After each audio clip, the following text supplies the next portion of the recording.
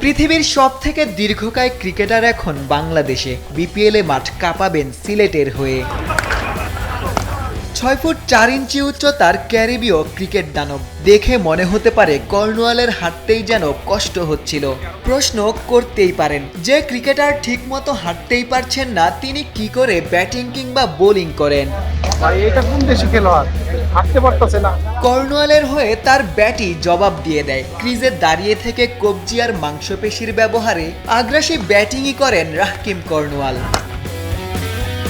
ক্যারিবীয় অলরাউন্ডারের সাথে জুটি বেঁধে ব্যাটিং করছিলেন বাংলাদেশি এক ব্যাটার। শারীরিক গঠনের সাথে ব্যাটিং অ্যাপ্রোচেও যার দৃশ্যমান পার্থক্য। ম্যাচেও রাহকিম সিলেটের হয়ে পার্থক্য গড়তে পারেন। ব্যাট কিংবা বল হাতে দলের জয়ে অবদান রাখতে পারেন।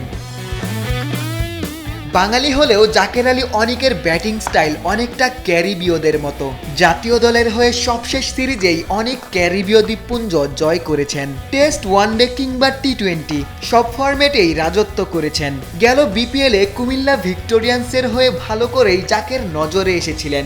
এবার খেলবেন সিলেটের হয়ে জাতীয় দলের তারকা হিসেবে।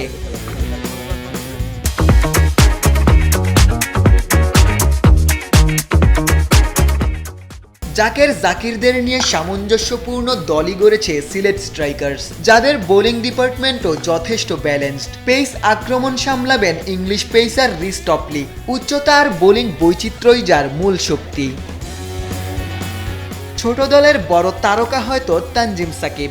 আগ্রাসন আর খুনে বোলিং দিয়ে সাকিব গেল টি-20 বিশ্বকাপে নজর কেড়েছিলেন। সম্প্রতি গ্লোবাল টি-20তেও আলো ছড়িয়েছেন। আর তাই বিপিএলে সিলেটবাসী হয়তো তাকিয়ে থাকবেন তানজিম সাকিবের দিকেই।